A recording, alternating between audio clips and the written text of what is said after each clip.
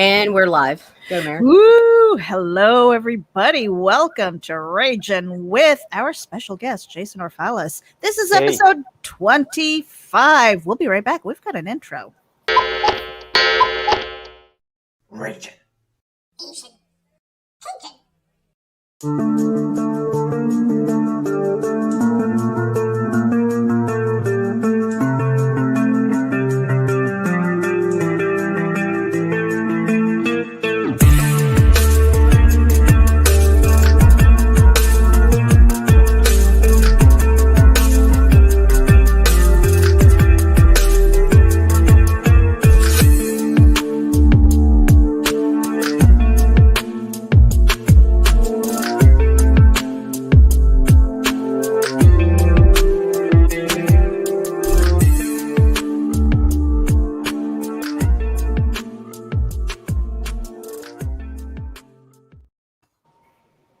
Hello, friends and fiends, wherever it is that you are tuning in from. Make sure that you hit the subscribe button. We are simulcasting to RAGIN AVC, Indie Vault Radio, Geek Insider, Comics and More, New Jersey.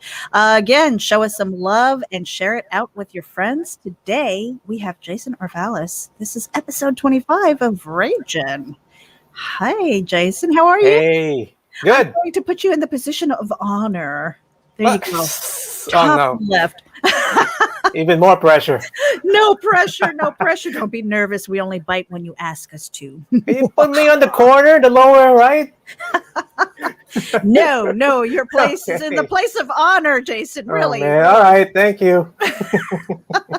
Now, you are a writer, you are an artist, illustrator. You've got a campaign going on Indiegogo right now. But Yes. one of the things that we love to talk about is the creator journey.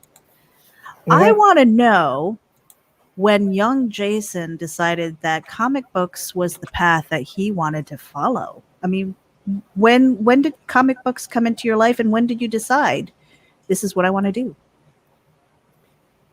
I think, like with all decisions, some decisions, it's a foolish declaration, and I declared it in when I was out with my high school friends, and with a girl, and I told her, I told them I want to be I think I can be a penciler, and they thought I was nuts. Seemed like at that time an insane idea, an unreachable goal or whatever. It's like it's this, but I never saw things like that, I guess, and maybe I was half kidding, or it never really fully forms. It doesn't become solid, even when you're doing it. So that's when I half decided, or with a declaration, just off the bat, just like that. It's so funny because, speaking to so many other people in the industry, when you say, was this plan A? Do you have a plan B? And they're like, nope, no plan Bs. This is it. This or bust. Is that kind of like what it was like for you then? Well, there were comic book conventions around in New York City. Usually, before the Javits, it was small places in hotels, function halls, and I went. That's where I went. So I got my portfolio ready, and I guess it got more attainable after I got a review from a professional. So it was little steps like that, and really being in the crowd, around the crowd, and the whole place, and absorbing everything. And why would I do that? I came from the Philippines. I mean, I was probably like 4 years. I lived in Queens, and I was only there for like, we emigrated to New York at like, I was 13, and by 16 or 15, I was going to conventions, just showing my work. Or what drives a person? I don't know.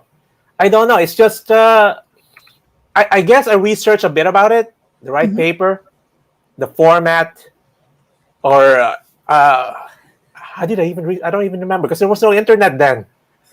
There was no internet. There were no Right, right. phones. Well, No, all you yeah, could do was go I, to an event and just say, and be around people who you want to be as like part of your tribe, right? I mean, that's the thing. You go to these events and you find yeah. people who are in line with your creativity, the way you think, the way you dream. Hmm. Um, but I'm kind of curious. Okay, so you said like 13, 14 years old, you're going to these conventions and you have a portfolio. Yeah. What was that like? Because there are a lot of people who, they go in saying, hey, I'm going to talk to so and so, show my portfolio, and hopefully I don't get one mocked or kicked out, kicked away from the table, and maybe I'll actually get some really good feedback, maybe I'll get a job. But as a teenager, like, you don't know what you don't know, right? So you're Hmm. showing up with this artwork. What was that like, approaching the table for the first time and showing a professional what you can do? Well, I picked the line. It was, I guess there were like four people on it, and then including me, and then somebody else behind me. I guess it got longer and longer, Hmm. and it was in front of what who seemed to be a veteran because he had silvery hair, and he's probably a buddy of Jack Kirby that I don't know about. Or he would fit. He would fit in that. He was from that era. I Hmm. don't know his name. I don't. I forgot. But he was, as the line got shorter, it was my turn. I was holding my portfolio, and the guy in front of me he chewed him pretty bad, like really bad. And Ooh. I was like, oh my god, okay, what did I get myself? All right, fine. And it's that I stuck with it. I was in the line, and it was my turn, so I opened my portfolio, and he gave me a review. He was chewing tobacco, and as he was reviewing my work, bits of it was Oh. he was yeah he was Ew, spreading it out into my no. pages. Gross. Oh. And yeah, my portfolio was Daredevil, and then sequential, and then I had Wolverine versus Alien. So that's what it was like for me. Oh my Um, gosh. yeah, you're nervous because you're showing you're very maybe vulnerable, or you're just Hmm. opening yourself up to a stranger, Hmm. and you have this aspiration, you have a goal, and somebody just somebody has that uh, authority over you, Mm, that Hmm. if you waver, that could change that right. course. The only thing he liked my storytelling. The only thing he told me was clean up your style a little bit and make sure that everything's happening in the page does not break the boundaries of physics. Because Hmm. even Daredevil, if this is Daredevil, he can get hurt doing this. He goes like, hey, that's a really long fall. Okay, and if Wolverine hits, or if a character hits a car, think about how that it would crumple, the rooftop, the roof Hmm. of it would crumple. So it has to make sense because these things will just come out at you. Hmm. And so I took my pages, and I tried to clean it a little bit for the next line. I forgot the next line because that guy, he was the only thing I remembered Wow. that day because of you know the tobacco and his and the way he chewed, so to Hmm. speak, the guy in front of me. Right. Right. That was my first time. So now fast forward to where you are now. Okay, Yeah. before well, let's talk about the in between, before you started getting your own tables. How did your portfolio progress? And what would you give as advice to people, to the young kid out there who wants to approach maybe you at a I convention? got tons of advice, Mhm. actually. Oh man, I frequented do these portfolio reviews. I just went there. And Mhm. even after, when I was back, I would just fly to conventions, and uh, my advice. Okay, don't draw your own character and show it to a professional, because the professional would not know how that character should be drawn. You're being evaluated, so draw something popular, something mainstream that he can say, okay, those claws. We'll bring out 3 claws in a hand. Okay, it's not 6, stuff like that. Okay, and the costumes, getting that right. Okay, that's one. Fundamentals. Don't hide the fundamentals of anatomy, perspective, and structures with detail. It's easily spotted. If you say, "Oh, that's my style," I think it's easy to see if something's stylized or something is lacking in the fundamentals.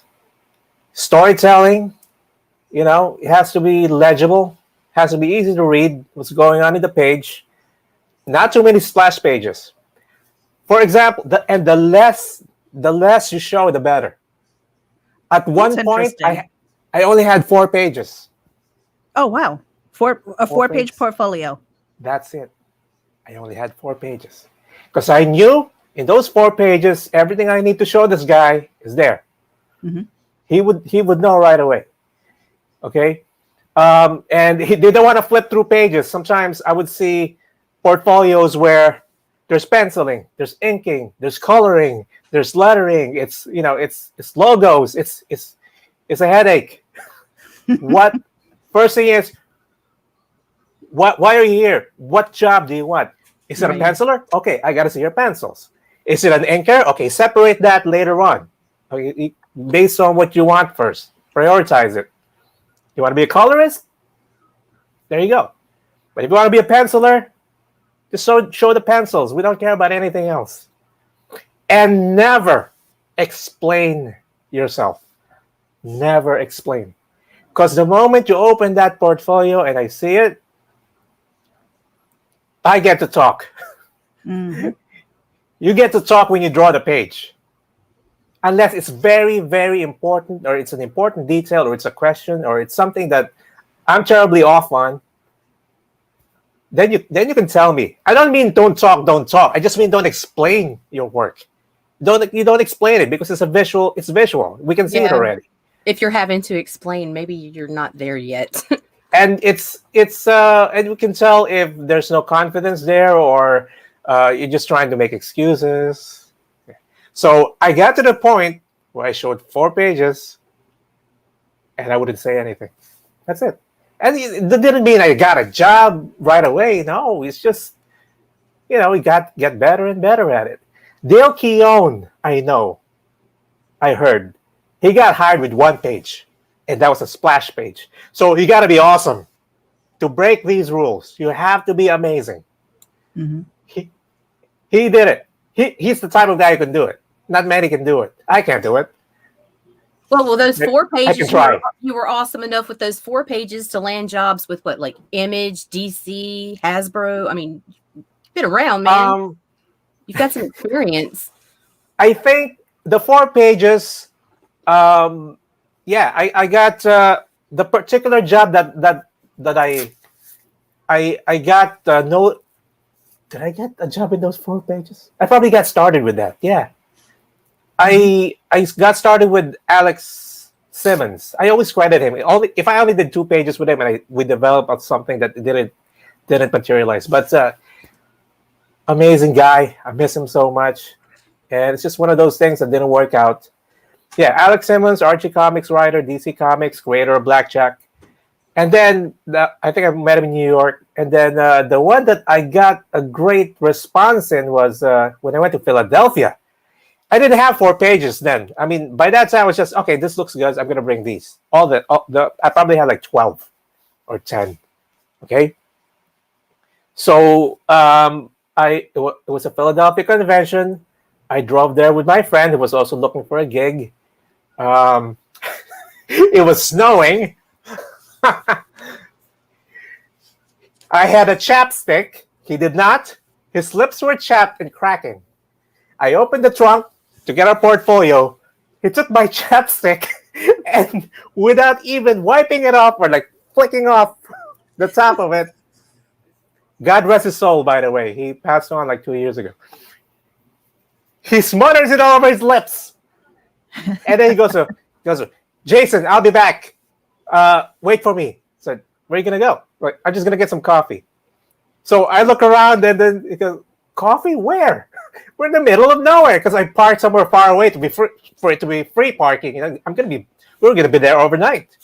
But until nighttime, we didn't have a hotel. Didn't have money for that. And I was like, where is this guy? And then he was smoking a cigarette. And then I looked to the right, across the street. He goes inside a strip club or something.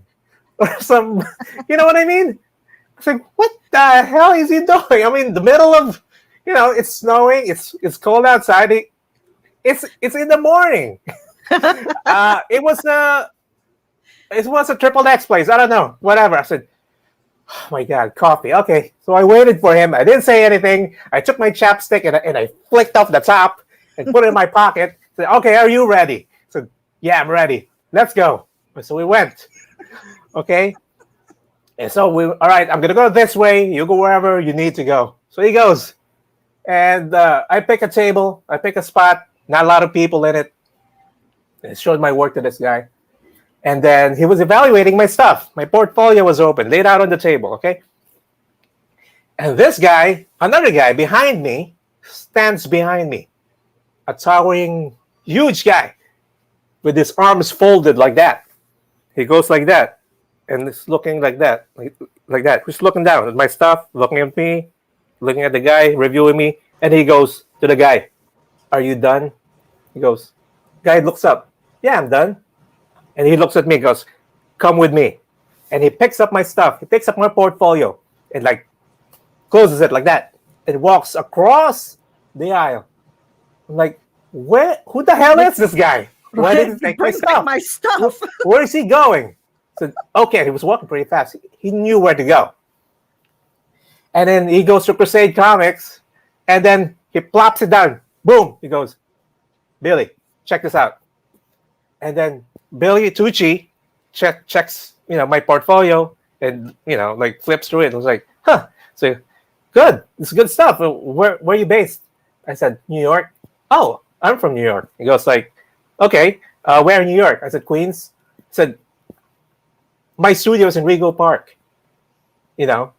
Same. I was like, oh, that's near me. I said, it's like a couple of subway stops. So he goes to me, why don't you come by? Wow. It's pretty far from the subway. Wow. Give me a call, and I'll pick you up. And he goes, and that was it. And then I looked at the guy. I was like, dude, what? And before I could even talk to him, he picks up the portfolio again. He walks again across the aisle, and he goes to event. And Joe Quesada and Jimmy Palmieri were there signing. And there were people in front of them. There was a line. And he gets in the middle of both of them and just puts the pointer. He goes, Joe, Jamie, check out this guy. Oh my and he goes, gosh. And Joe Quesada. This was the 90s, folks. Okay, the 90s, before all the drama. It was a drama-free 90s. All right, so calm down. I got my own issues with, the industry, but this is the story.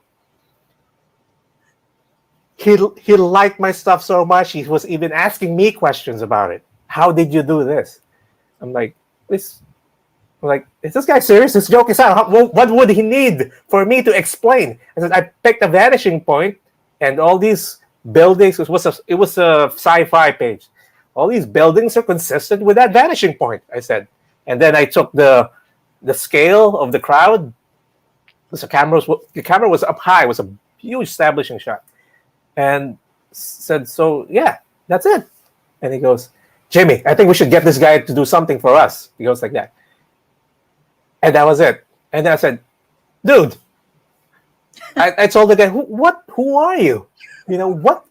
So forget about it. Here's my number, blah, blah, blah, Want to hang out later? Let me know. And then that was it. And then I went to Broadway Comics. I was hoping Jim Shooter was there. I was a huge, huge Jim Shooter fan. Unless you can't tell. Okay, I'm a huge Jim Shooter. I love Jim Shooter. I would used to read his editorials, his mail, everything. Mm-hmm. And he wasn't there, but I got evaluated. My stuff was positive. I was given a business card. I was told to call. So that was the convention for me. And Wow. by virtue of being first, I chose Crusade Comics. No matter how much I loved Event and Ash and Joe Quesada, all the style. Because that was the first. So I honored that. And even when I was in Crusade, Broadway Comics called me there. For some reason, I think I gave my work phone number when I was working there already. It was, you see how fast it was? It was fast. Wow. Mm-hmm. I was already, I got the job. He picked me up from the subway, working there. A couple of days later, Broadway Comics called me, invites me there. I got to meet Jim Shooter. I didn't say anything to him. I just nodded. And he was a huge guy, too.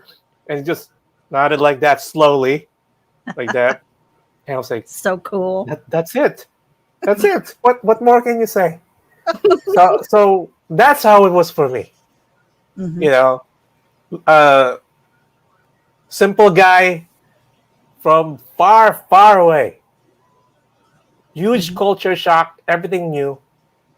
Everything. I just absorbed everything, and I wasn't phased out by it enough to quit or not go push through. Meeting all my heroes. It was really cool. That was it. Wow.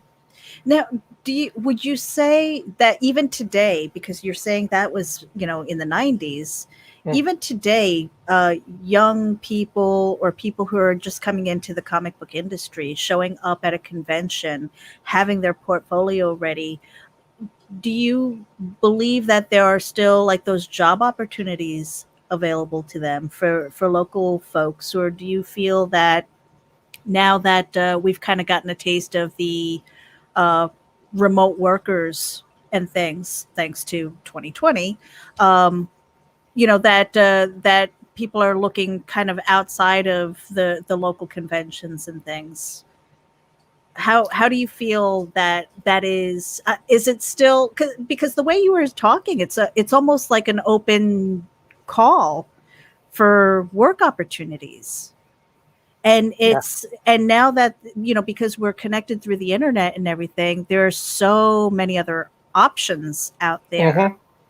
I mean, how important is it still to have that, like showing up and being able to flip through a book? Little by little, the way I entered the industry and walked around and was able to show my portfolio, little by little, that was phased out. Couldn't do that anymore.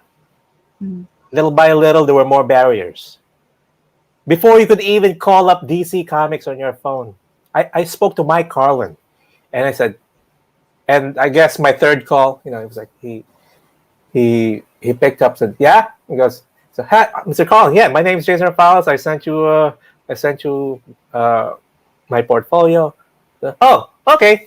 So I would imagine he had a tower of envelopes and packages. Looks through it, gives me an evaluation right there. Kids, you can't do that now. Yes, there is the internet. Yes, it's easy to throw your stuff all over the world, and the connection is varied, strong, and vast as ever. But there's barriers for some reason that I cannot explain to you.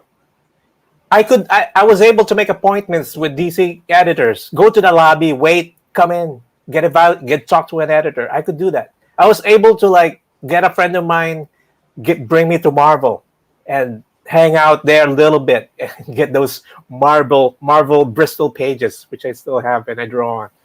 I drew some stuff on.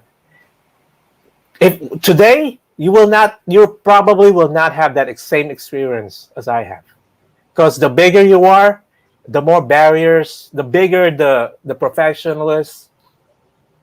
There's probably either a huge line, or you won't even get to talk to him at all. Mhm. In those days, Frank Miller would just be walking around. I met George Perez, everybody. They would just be walking around, man. You know? Now, I mean, you got San Diego, you got movie stars and everything, and it's so different. And we dreamed of the day that Hollywood would come in and embrace comics. It didn't turn out the way we thought it would. They just like took it for their own. So if you're just starting out, it could be a different experience for you. It might be as wonderful and adventurous, because it's my experience. I don't know how other people nowadays coming up in the industry would have. It would probably be the same also, depending on how well you did or who you spoke to. An email could probably give you the same experience I had. I don't know, maybe. Okay, but what I can say is, although there are advantages, there are barriers now more than ever.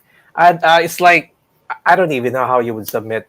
Like I sometimes once I wanted to submit something to Dark Horse, and I would read the guidelines, and it would say you gotta wait 3 months, you gotta wait 6 months. I said, screw that, screw that. I'm gonna do it myself. Mm-hmm. So for other people who are more patient, they would probably go. It would probably be fine with them the way it is now. You know. So yeah, there's huge advantages now, huge. And I guess if you're you can't go to the conventions. Yeah, you live in another country, or you just can't make it there. I mean you can't compare that advantage to having to go there. So maybe it balances out. Maybe That's it's almost like shopping these days. I mean, I remember growing up and there was like 3 soaps that you can pick from, and now you go there and it's like, which scent do you want? What brand do you want? It's like so many that in a way, you almost have to develop a brand, right? So that you have that recognition and people will migrate towards you. But for the new person, um, who's starting out, it's like they are finding it very difficult to rise above and have their light shown, because it's so competitive and it's so vast now because of the what the internet and being remote and doing live streams like this. yeah. A lot of people who might not have had such a big voice now, they uh no brand recognition at all, and now they're able to develop. And then also, getting into crowdfund, which we will talk about yours. That has opened up doors for so many people to develop their own IPs and not Yeah. rely so much on the big two and other publishing houses and things like that. When did you kind of come to the conclusion that you wanted to develop your own and take that leap of faith that your IP would do well? I have no idea we would do well. When did I made that decision? The same way I made the other decisions. You Just did it? Just did it. Research as much as you can, decide, and then go.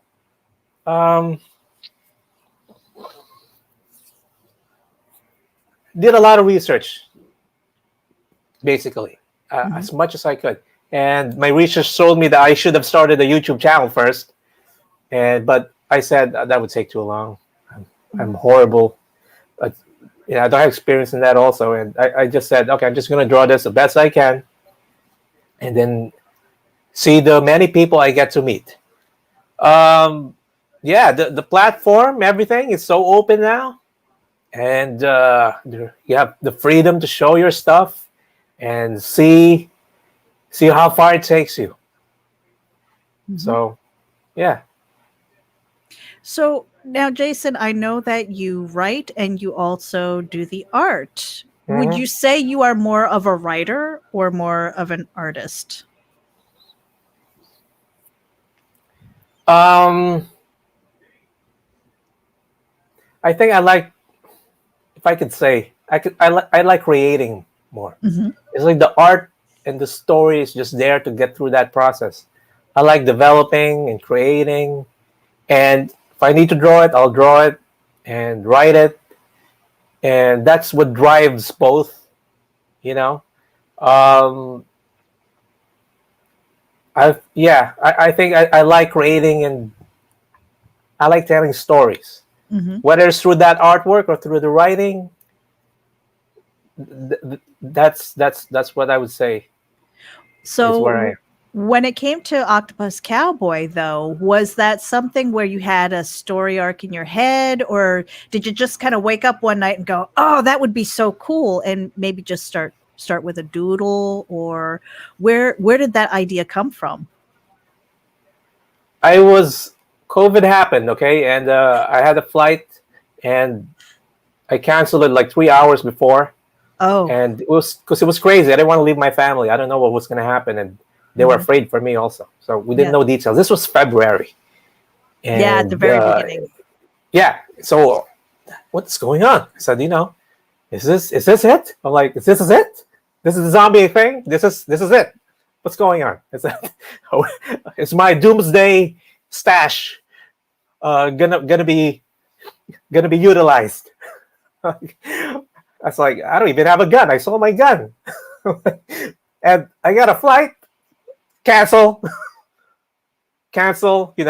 bunker down, research. And then I started reaching out to my friends and asking them how they were doing. One particular person was an artist that I worked with in the studio and in the States and in New York, and loved his work, loves comics, has a steady job, and never got into the comic book industry. And I said, you know what? I got some time. And I just asked him, like, what would you want to draw? If you were to draw, what genre would you pick? And he said, Western. And my eyes lit up, said, Western. I love Westerns. And then he goes, or detective noir. I'm like, detective noir. There's a lot of stripy windows and shadows. That's fun. I said, that's not as fun as a Western. I said to myself, okay, John. I said, well, let me see what I thought to myself. Let me see what I can come up with. And I was gonna give the cat whatever I came up with. I was gonna give it to him. I didn't want to draw. I didn't want to draw anymore. I wasn't drawing anymore at this point. I was years after drawing. Wow. All I did was write. I didn't want to draw because I knew what it took. It took everything. Your health. Bad posture kills you. I'm getting old. I don't want to draw anymore, I told myself. So Octopus Cow, after like 2 minutes after our messages back and forth, this octopus just came into my head. I'm like, an octopus in a Western. I said, are you... So I sketched it out. And I said, this is insane. Has this been, has anybody thought of this? No. And I'm like, wow, I might have something here. This is crazy. So, okay, so I kept sketching it out. And yeah, from the first day, that I made that first sketch, that very moment. And I researched it online. How do they look like really? I mean, what's the details? I haven't drawn an octopus. Probably less than 10 times in my life, if ever. Maybe never. I don't know. I draw superheroes, capes, and mobsters, guns, and spaceships. All the tentacles and all the sucky things on them, No, right? I researched it. I picked, it was one cool photo, and I said, oh, okay, it can. I said, how can he stand on land? I'm like, how? Okay, so I did it. Okay, and in the beginning, I tried to give him pants. Oh my And god! sleeves. It's like, and later on, I was like, that's the worst idea ever. That's what people usually do when they get like an anthropomorphic character, or they try to make it human. It's not human. I said to myself, he's not human. Okay, stop making him human. Okay, so I threw all that away, and then I kept sketching until I got to one sketch that I turned into a cover. And every time I had a doubt about the name, the genre, my arthritis, my horrible, my eyes blur, because I have bad eyes now. That has always comes been with like age. that. I look at that page, and it tells me, you mother effer, you better do this, okay? That's the page that tells me to keep going. So until you got to get that one page, because you're gonna have a lot of doubts. Mm-hmm.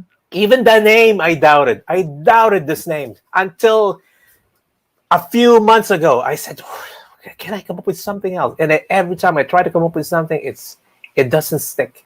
It doesn't stick. And everything on this just stuck. It's stuck in all the obstacles, all the obstacles and tentacles and everything lent itself into forming the story. Mm-hmm. Okay, so yeah, it doesn't make sense. But if you have a story, usually when somebody hears about it, it doesn't make sense in the beginning. And nothing made the least sense as this. And the least sense it made, the more story it presented itself to me. Mm-hmm. And it by itself, it became self-evident. Didn't need me to confirm it in any way. It stands on its own.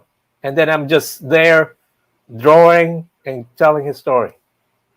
It does. It's and he's got his own voice. It's crazy because it was early June, I believe. Jake messaged me and he was like, "Hey, check out my boys' Jake campaign." Twister? Yeah. And I was like, "Okay." And I saw Octopus Cowboy and I'm like, "Okay." But then I clicked on the campaign and played the video and I was like, "Oh my God, this is phenomenal." I was like, "Meredith, check this dude out." It's like, we've got to get him on. The art is phenomenal, but you hear Octopus Cowboy and you don't get the imagery at first. It's like, okay, this is gonna be some weird, because I've seen weird, but it was just like, it was incredible.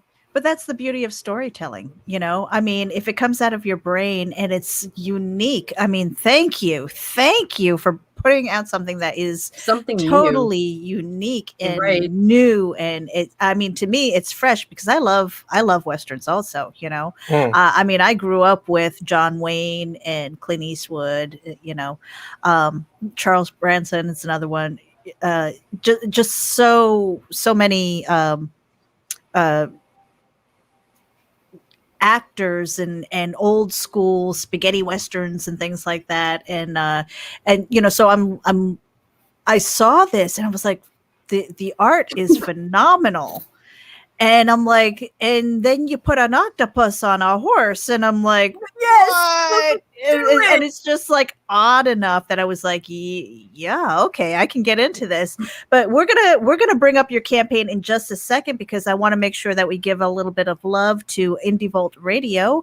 Again, if you guys are tuning in, we are simulcasting to RAGIN AVC, Indie Vault Radio, Geek Insider, and Comics and More New Jersey. Make sure that wherever you're tuning in to hit the subscribe button and share it out with your friends.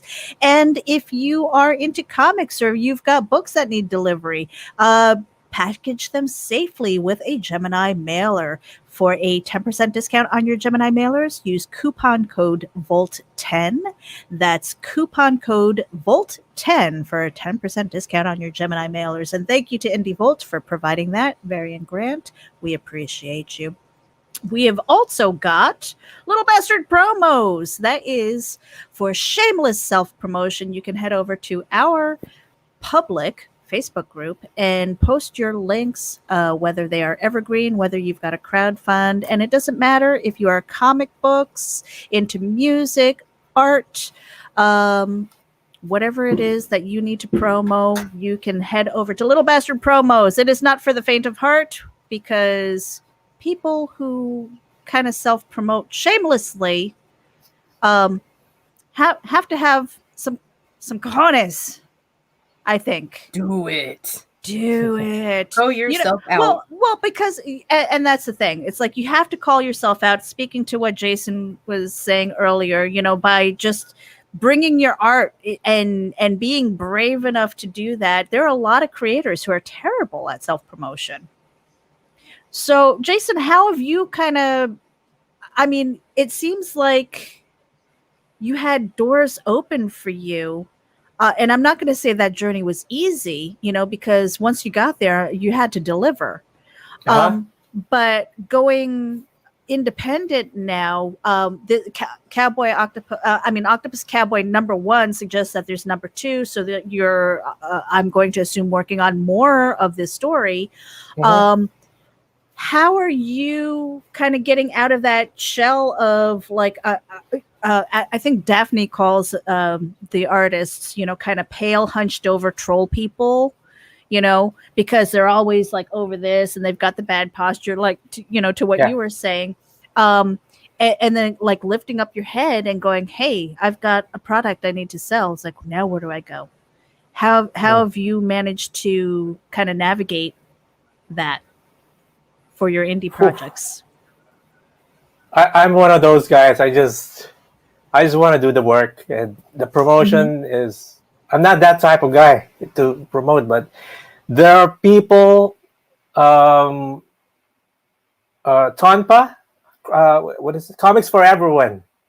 Caught me on Twitter, started sharing my stuff, and little by little, it built up. So the following, little by little, was there. So it was organic. I don't usually push to promote. I don't. I know the limitation of a first, and I can see the limitation of a first, your first campaign. And I had like a virtually non-existent social media presence. Non-existent. I did not tweet. No YouTube. Didn't. Instagram barely. Maybe that's my strongest one is Instagram. But people just naturally got drawn to the project, and like now, and people approach me to be on their show and to get me out of that shell. And when I do, I'm so great. When they do, I'm so grateful, because I wouldn't do it myself. I would not. Really, I would not. I wouldn't. So, but yeah, don't do it the way that way. Go out there, keep looking for YouTube channels and streams to go on. You're muted, Meredith. Yeah, no, I was going to say it's really difficult to do that and kind of get out of your shell, because a lot of people, creatives, whether writers, or for me, the hardest people to try and get on a show, because they're like, I'm busy writing and I don't like the camera at all. But so it's good to see that you've been growing it organically, because from there, once you deliver on this, and then, you start to push Octopus Cowboy #2, whenever that comes around, then all of a sudden you have the people who are like the casual observer to like your advocates, who are going to be like, yeah, this guy's cool. And now he delivered on book 1 and stuff like that. So that's, I think that's the way to grow. It might seem slower than a lot of other ways, where it's like that hard sell, but it's one of the things that I appreciate about this show is that we want to know you as a creator, because you have a whole body of work. It isn't just this campaign, and so that's why we love talking about the creative journey. Like, how did you get started? And it's like, it seems like, almost hit lotto, maybe not the jackpot, maybe not the big jackpot, but you got to win. And that's really kind of cool. Is it okay if we play your video? Oh yeah, go ahead. Awesome. All right, here we go.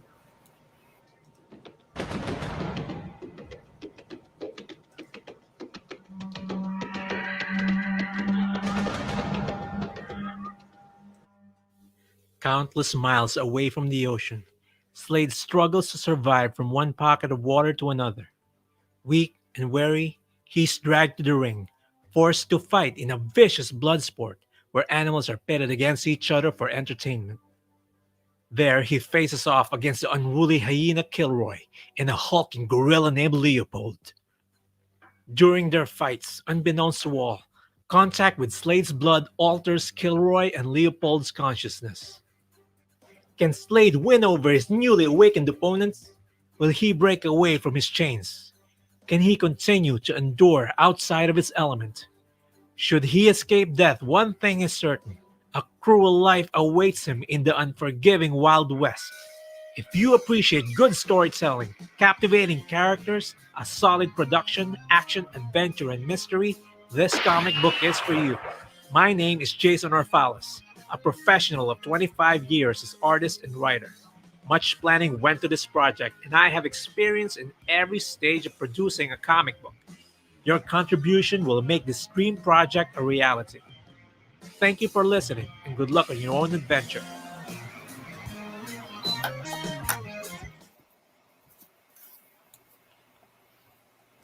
I flat out love the artwork.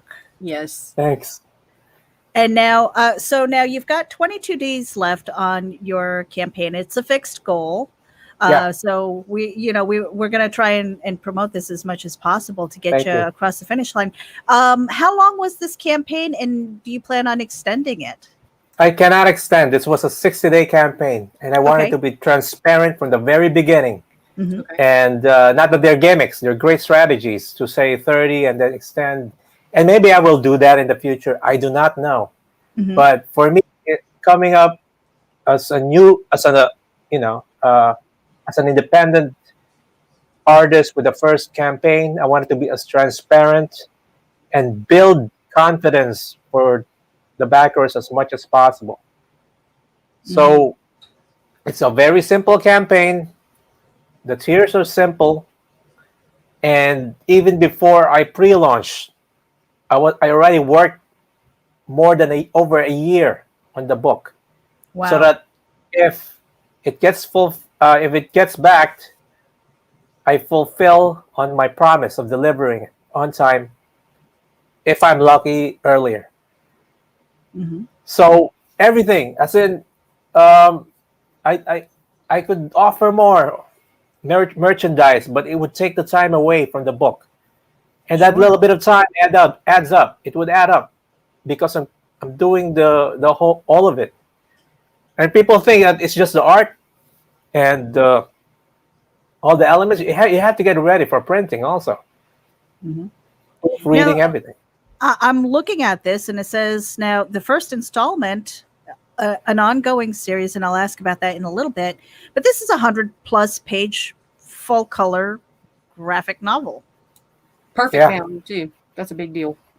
Yeah, Mhm. it's even that tells you that the book is a good value, Yeah, very high quality. and the art is consistent with the cover also. Yes. And Can- I showed really tons of important. interiors. And I definitely want you to talk about that with the consistency of the cover compared to the interior page. And I'd love you to expand on that. Why that's important? Because I have my own opinions based Yeah. on Buying a beautiful cover. buying and a beautiful graphic comic. cover. And not really, and not having the ability to flip through the pages, especially with online purchases. Mm-hmm. Yeah. Mm-hmm. Well, Yeah. for me, if your book has an awesome cover and the interior is a bit lacking, you can say it's because it's really expensive to get a not great artwork. Okay, so that's understandable. But I think at the very least, you just show as many interiors as you can and be transparent. And you know what? It may be expensive to get great artwork, but you can write it. At least write it in a way that can overcome that limitation. Man, I mean, people just forget that the power of a great story. And if you have a book like that, that's, it's not the same, not consistent with the cover. At least the story has to be amazing, because that's why you made this book in the first place. That's why you offered it. So I understand sometimes why it's not consistent. Okay, but at least show it. But most of the time it's just because it's expensive. But for books that have made so much money, there is no excuse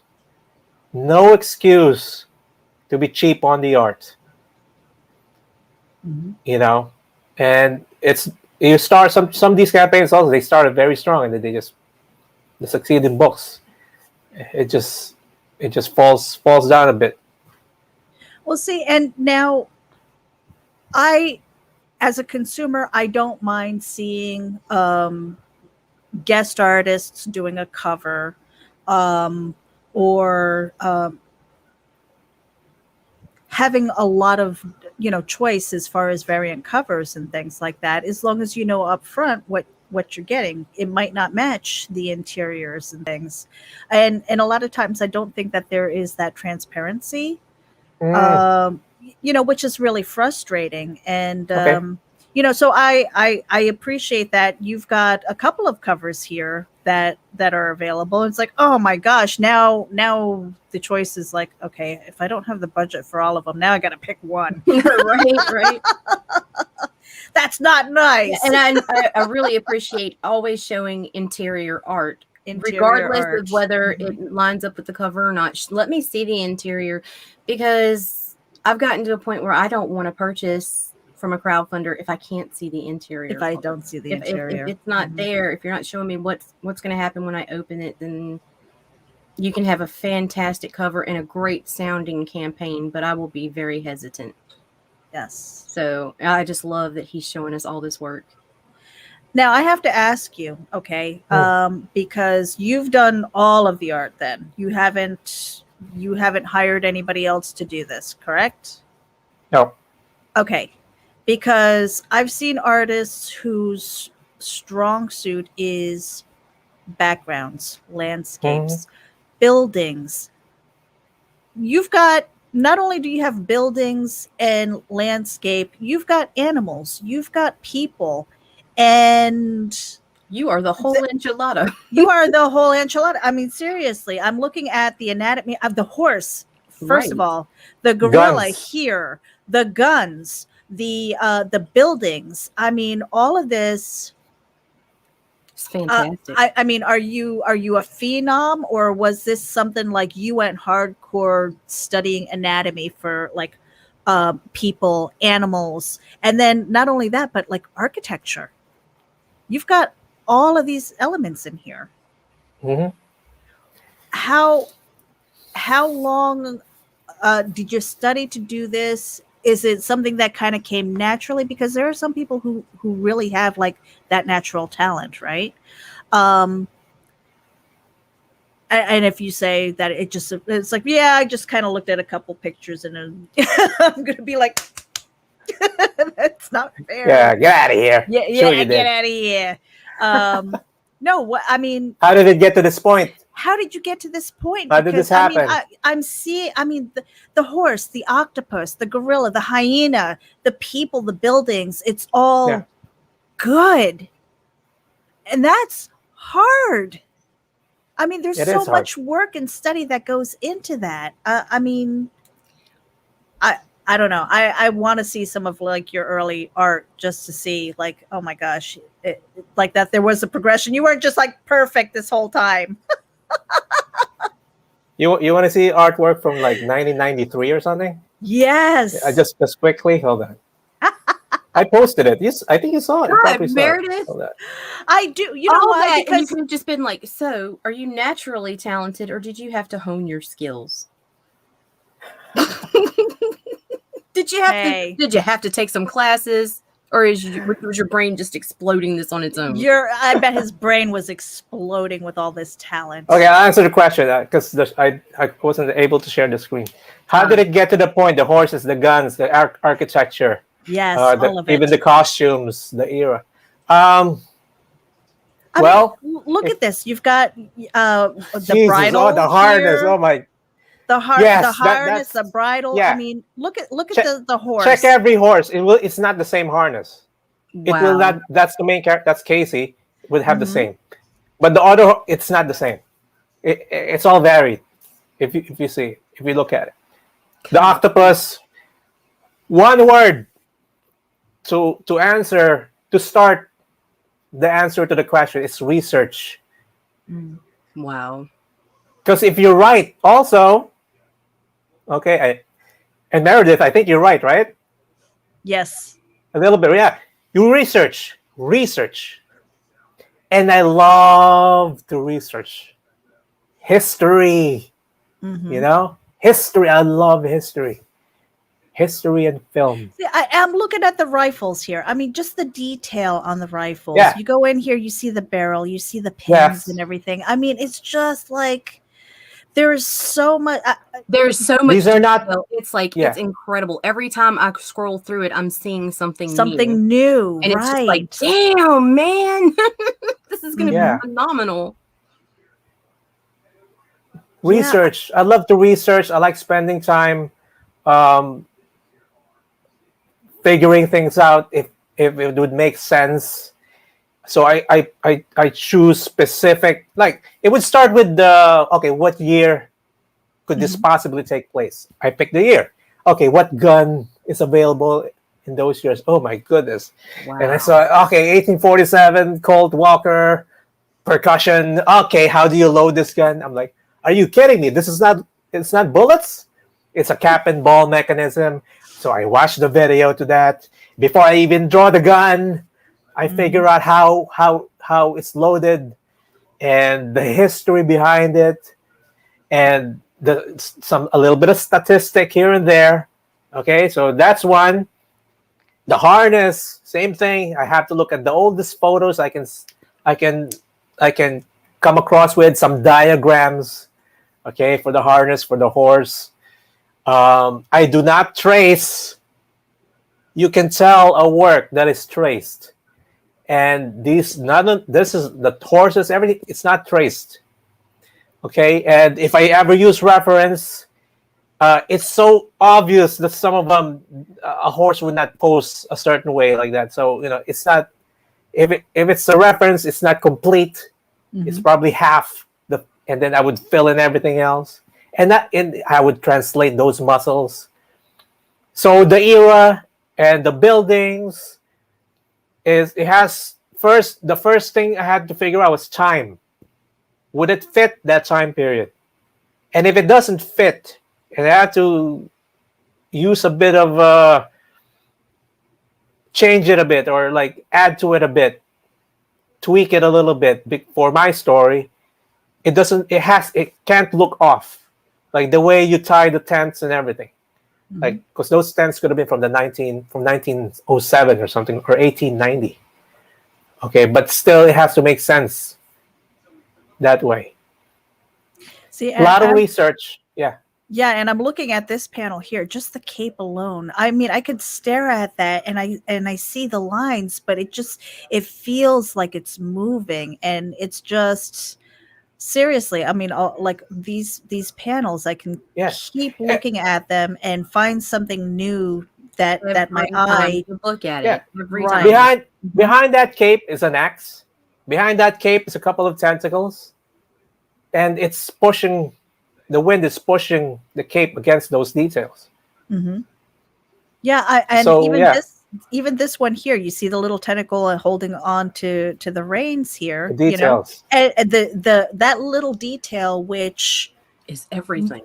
And it might not have for people who aren't paying attention necessarily. That could have been a forgotten detail, right? Very easily. Shows you he's tired. He's weary. Yeah. It's just hanging on. And so we are at our hour mark, Jason, and I really appreciate you talking Thank to you. us about this. What more can you tell us about Octopus Cowboy #1, and what we can expect in the future? Octopus Cowboy is, as I said, a series, or as it says on the campaign, it's a series. And the second book has maybe 80% been roughed out already, so that the narrative is seamless.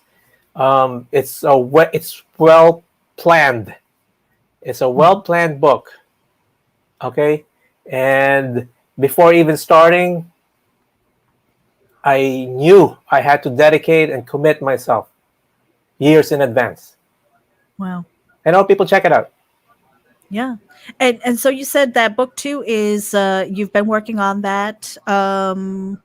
Any idea when you hope to launch that campaign? I mean, I know that we've got plenty of time between this one, not to rush you or anything, but when it comes to a series, when do you expect book 2? Because I'm a binge reader. Mhm. Totally a binge reader. And so I kind of want to know if I need book 1 to follow book 2. What does your story arc look like? And how long do you think this series is going to be? Or is that still a work in progress? Of The course whole it's a work in series, progress. The whole series. What's that big number for you? 10 years. Mm. Mm-hmm. Years. And I hope I get to do all those books, maybe more, but Nice. I gave myself at least 3 to 5 years Mhm. to actually recoup my investment of the time I put in. I know when the first book comes out, people will get an idea of what it's about. Now, in terms of how many issues, I hope I get the second book out after another year, so a book a year, and then after that, I hope I get a colorist at least, and it would probably speed it up. I want 2 books a year, because if you think about it, okay, it's 107 pages, maybe more. 107. That's about maybe 4 issues, 4.5 issues. Okay, Mhm. so I owe you about 6. I owe you about 8 months, 8 issues.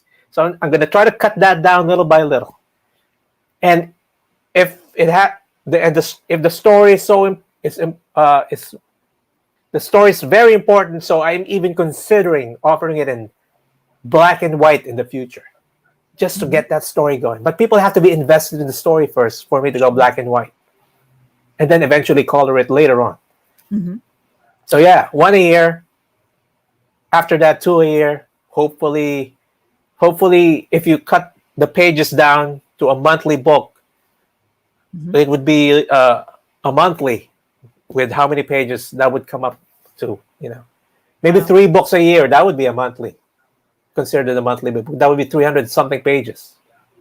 Yeah. That's a big number. Yeah. And it's something that we've seen a lot of creators, they have thrown out big numbers because you dare to dream big, but then you put your head down and you focus on the thing, the task at hand.